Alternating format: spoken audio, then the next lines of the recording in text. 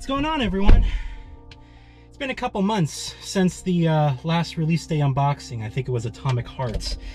And today we're picking up something very special, which is the Dead Island 2, PS5 version. It's finally out after being announced, like, what was it, 9 years ago. It's kind of surreal to be sitting here unboxing the game. In fact, I unboxed the original Dead Island when it came out. And you know, it was such an interesting game because it was really hyped at the time. That trailer that they released was like god tier, still to this day one of the best trailers in games, you know, ever, in my opinion. It was just a fantastic trailer. Everyone knows that one with the girl falling from the balcony or the window of the hotel room. Very emotional. And then the game turned out to be nothing like that. And listen, it's quite known out there. I've been pretty outspoken, but I thought that the original Dead Island was a piece of shit. I thought it was one of the worst games that came out during last generation, and everything from I like the graphical art direction and like where it took place. I thought that was pretty cool. But my God, the actual game itself was very janky. The performance was all over the place. The actual graphical detail was so inconsistent, excuse me. And there was like no story whatsoever. It was just so bland and boring. Now, those developers would go on to create Dying Light, which I thought was one of the best games last generation. It was phenomenal. Dying Light 2 wasn't that great. It was okay. You know, you could clearly see it was a game that had a lot of troubled development, you know, and it really showed in the final product. It was a game that just, you could tell that it had like a lot of great ideas, but there was a lot of changes that went on through development. And here we are with Dead Island 2. It took Dambuster Studios to actually put this game out, which is quite interesting. Their last game, Homefront: The Revolution, was a glitchy mess, and honestly it was a bit sad because I played that game after waiting months, you know, for it to be patched. And I actually thought it was pretty decent. Like, the final product, when it was actually fixed up, Homefront: The Revolution was actually a decent game. And a lot of people had written it off. And, you know, just because it launched in such a poor state, it had massive frame rate issues, lots of bugs and glitches and stuff. It was just, you know, a pretty unoptimized and, you know, just a really buggy game. So it's nice to see Dead Island 2 come out, and it's actually getting decent scores. People are saying that the quality level is there. You know, it's not a glitch fest. It's not a buggy, you know, inconsistent and just rushed out game, which is kind of almost what you would expect of a game from, you know, that's been in development for almost a decade. Usually these things come out and it's just not, it's not good. In any case, I'm picking up the game, which is quite interesting.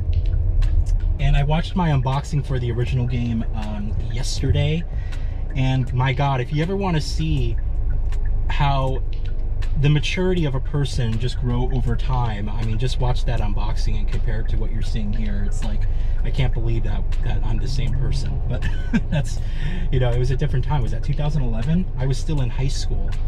So lots of traffic today, man. Anyway, so we're going to see how it is. I just completed Yakuza Ishin a couple days ago. I'm going to be getting my review out in a couple of days. So be on the lookout for that. God, so much traffic and people here just drive nuts. So yeah, I'm going to be on the lookout for the Yakuza Ishin review soon. And I'm going to be starting Dead Island 2. Gosh, Dying Light and then Dead Island. I keep getting the titles mixed up, but I'm going to be starting Dead Island 2 next. Alright, so that game I'm going to be starting fairly soon. Then we got Star Wars Jedi Survivor, what is it, next week? So there's going to be an unboxing for that next. And I'm considering Redfall as well. I'm a bit lukewarm on Redfall. I'll probably play it, but I don't know if I want to pick it up for, you know, day one on release. So we'll see how it goes. But yeah, you know, in any case, I'm glad I got caught up with all the games that came out. And I'm just hopeful that, you know, I'm not expecting the world from Dead Island 2, but I just want a polished product that's fun to play. And if the game can deliver that, then, you know, I'm all on board. I'll definitely be getting my review out as soon as I can. From what I'm hearing, the game is around 25 to 30 hours. hours, which I think is fantastic. I'm really happy that it's not an open world game, because we got so many of those, and it's nice to see that they try to go with a more hub world. It still has exploration, but it's more level by level based, which is what I prefer. You know, I'm just kind of tired of the whole open world formula. So many games and franchises are doing this, and it's just kind of annoying, and it's so much padding. It adds like 20 to 30 hours of just repetitive, stupid stuff. A lot of people do not know how to handle good open world design. So the very fact that Dead Island 2 is not that is already instantly attractive to me. So we'll see how it goes. As I said, I'm picking up the PS5 version, so it should be good. And yeah, very interesting.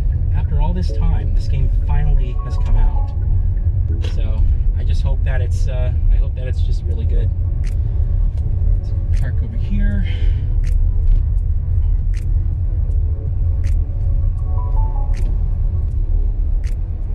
Yeah, it's really busy today. A lot of people are out. Damn. All right, guys, I'm gonna go get the game, and then we're gonna go back home and unbox it. All right. See you guys in a bit.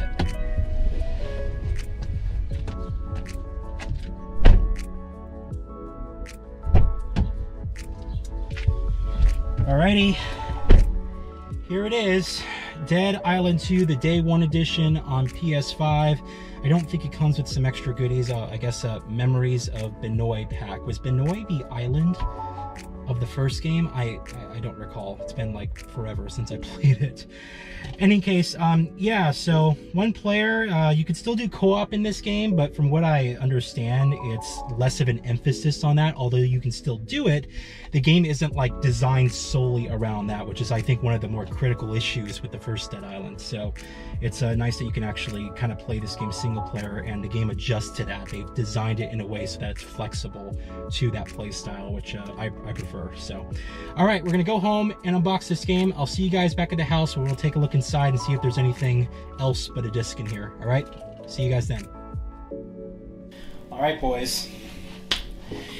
So first of all, quick apologies for the lighting if it looks a bit off. It's actually been about 4 or 5 hours since the last cut. There's a lot of construction going on in my neighborhood, and that means all this noise, so I couldn't get this video out a little bit sooner, but had to wait till everyone left. In any case, here we are. We're about to be unboxing Dead Island 2 for the PS5. We're going to check out what's inside this thing. Hopefully there's more than just a disc, and we're going to talk about the content after the unboxing and what you guys can expect, and also more unboxings coming up fairly soon. Alright, so yeah, let's see what's inside this bad boy. Alrighty, so here it is, Dead Island 2 on PS5. I really like this cover. This is the Day 1 edition, so we get some cool downloadable content. We'll take a look at more of that inside the case. Really like the way this cover looks with the PS5 box here, with the white banner and the, you know, blue translucent case. That's pretty cool here.